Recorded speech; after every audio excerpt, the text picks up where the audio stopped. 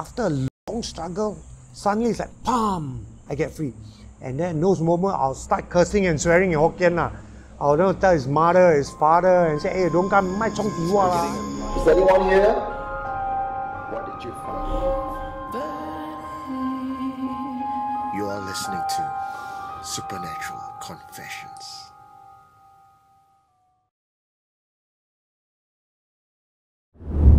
So I remembered my uncle telling me this, or my mother telling me this. You know, last time the people, for lack of entertainment, they always gamble in the back alleys, you know. Right. So one night during their usual gamble, okay, same thing. All right, this guy was gambling, like 5 or 6 of them, they were gambling. And then he could feel like someone looking at him from the top. So he felt like, someone looking at me.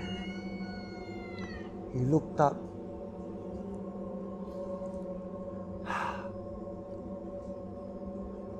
I don't know which is which, okay? You know, there's this Toya Diape. That dude was looking down at him, smiling, fanning. Walane, brother. And you know what's the best part? He didn't say anything, he kept quiet and he walked off by himself. He said, stop gambling, and he walked off by himself and left everyone down there. Wow, this kind of friends. But I remember someone telling me, 2 of them, either or, you see one is the lucky one, I cannot remember the white or the black one. The other one you see, that means, dude, you're screwed. Okay. And some Toya Diape temples, I mean, I have friends who are mediums, and they say that, I cannot remember where the temple is. There's one very famous Toya Dia temple where the deities inside there, the statues of the deities, they have big heavy chain around them, no? Okay? Do you know this? Oh, you don't know? Oh, you didn't know? Okay. So what happened was, people had seen the deities walking about at night many, many times. Okay? And the thing was, whenever they see these deities walking, someone in the vicinity would die. And because, they are in Chinese mythology, I call it, all right, or Taoism, Chinese Taoism, these 2 are the guardians of Hades, all right, of hell. They gek as they call it.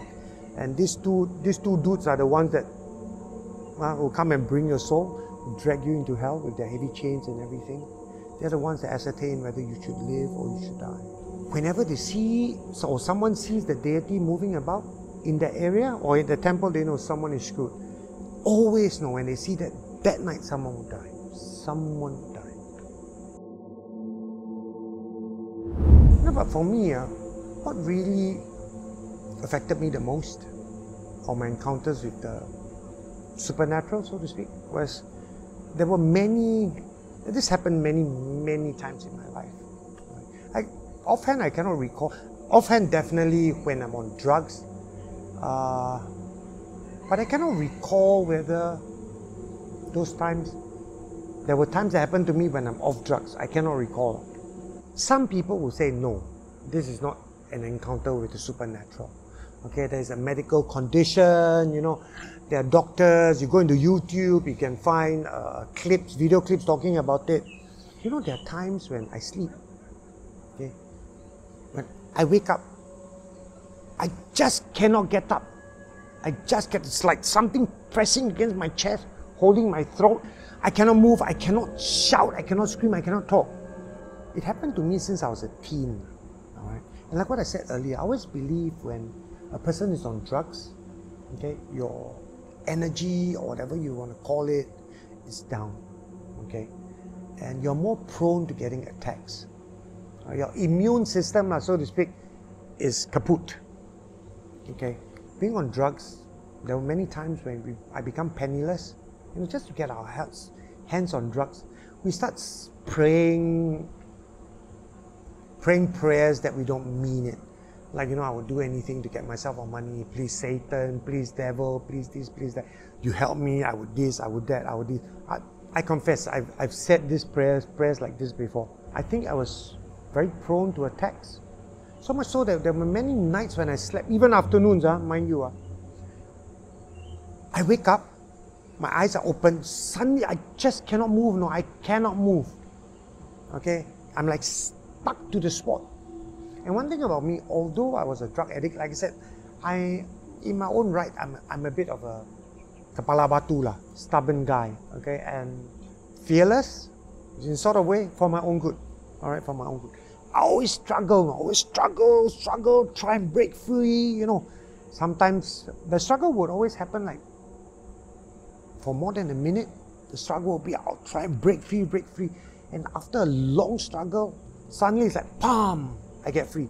And then in those moments, I'll start cursing and swearing in Hokkien lah.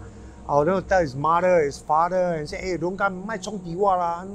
Ti, patao chong di la, all this and that. I'll start cursing and swearing. Although I did that, you know, occurrences like that never abated. You know, in my teens, it happened a lot. Then it stopped for a period of time. Then in my 20s and 30s, it happened again. Until today, I'm very curious as to, want to know why? Some people will say, no, it's a medical condition, it's this, it's that, your blood cannot, you know, blood flow no good, this and that. But personally, my belief is different. Okay? My belief is, as I said, when your life is not right, all right, with God, especially with God, you know, bad things, bad energy tends to like to come to you, you know, and then they'll cling on to you like a bad habit. My grandfather passed away when I was 8. All right. My grandfather, they're quite okay. They're quite well-to-do. So I used to live in a big house. So when my grandfather passed away, I think it was, I cannot remember which day. So the body would be there, and then everyone would sleep in the hall, you know. Okay? So this was told to me by my mother. So one night when she was sleeping, she can't really sleep, you know. So she was lying down on the floor, then kelka, and then she was like looking at the corner of her eye, she saw clouds of smoke coming out of the wall. Okay. But the thing was, it wasn't only cloud of smoke. There were people standing on top of the cloud. And the first person was my grandpa. Her father lah, my grandpa. And it was like coming, just floating across everyone. And let me think. She was saying like some of those like behind him were like relatives of people who had passed on. Alright. But the thing was this. When the cloud came near her, one of them, not my grandpa, one of them made this statement in Hokkien. Because he kiao ma. Alright. And that person reached down to pinch my mom on the leg. Okay. My mom said she could hear that person saying, but of course she dared not to open her eyes. You know? Yeah. And then after feeling the pinch, she fell asleep. Next day she woke up, sure enough, there was a blue-black mark spot on her thigh, dude. Was that a dream? No comments, dude. No comments.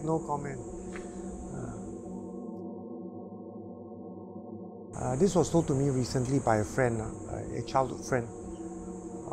I've not met that person for a long time. You know, we suddenly reconnected, and then we spoke. She told me this encounter that she had for a period of her life. Right? So now she's a Christian also. Okay. So before she was a Christian, she was a Buddhist. Alright. So as such, she always go up to Thailand and pray and all that. Of course, she believes in Gong Tao and everything. Before she became a Christian, she said that she sort of had a third eye kind of thing. Okay. One day she started seeing this figure that's always following her around. Right? That figure could be, when she's sleeping, could be at the foot of the bed, could be sitting, standing beside her. After she started to see that figure, she started slimming down, losing weight. And she cannot sleep at night. The bed will start shaking and everything. Okay? The thing was like attacking her 24/7. Whenever she wants to sleep, only bam, the thing will come, bam, the thing will come. And it wasn't just a short period of time, or from today and then tomorrow rest. There's like no respite. Zero. Okay, it was attacking her for an extended period of time. So much so she lost weight, she couldn't concentrate on her work. Everything, her whole life was turned upside down. She tried everything under the sun. She took a plane up to Bangkok to those, Gong Tao Si or those monks who were quite high ranking. Okay, and then the monk said, yeah, you're, and the evil spirit is attacking you. So they will, I don't know, go through those rituals or blah, blah, blah, give her something, ask her bring back. They say, you're cured. Okay, but she never was. She never was. Okay, she even contemplated suicide. Right? I mean, for someone to contemplate suicide, that means that thing is really, she really tak boleh angkat already, She really lost like tremendous amount of weight after a short period of time. I cannot remember whether it was a friend telling her or she chanced upon a Bible or something. Alright? And that was where she, in a way, said her first prayer. She said, like, God, if you are true, if you are real, Jesus, if you are real, you help me with this. Okay? So I cannot remember whether she was reading the Bible or she just turned on her phone and listened to an audio sermon. Okay. But that night was the night she didn't get attacked. She did not get attacked. Right? And I think from henceforth, she made it a point to listen or to read the Bible after that. Although she confessed to me, she didn't understand what she was reading back then. She wasn't even a Christian, for God's sake. Okay. But she knew that through reading the Bible or listening to sermon, that helped her to get a good night's sleep. And if I'm not wrong, she said like there was one day of what she didn't read, bam, the thing started again. Okay? Yeah. But when she started reading or listening, she had a peaceful night's sleep. I know of one dude. I've been to his house in Geylang before. He stays in Geylang. He is probably at least about 20 years my senior. So he used to pray to this god called, there's this deity where it's a horn. Okay, so it's supposed to make you 朗言邂逅, girls will be attracted to you and then you can do all those funny things to get away with it. But what really struck me was when I went to his place one day to take drugs, okay, he not only he was wearing one of those figures and not only had figures on it, okay, he actually had a piece of cloth with chants, okay, and the drawing of a figure down there, and he prays to that piece of cloth. But more than that, I see brown stains on the cloth. Blood. He told me he feeds them with blood. Okay. Probably that would explain why during that time, a lot of girls were attracted to him. I tell you, his face wasn't handsome. He like, muka macam kena langgar trailer kind of muka, but girls were just attracted to him. He did drug trafficking at the time, but he was never caught. Okay, my belief is don't dabble in things that you don't understand. Okay, because if you do, it will be just like pulling a dog by its ear. All right, you'll definitely get beaten. So don't. Right.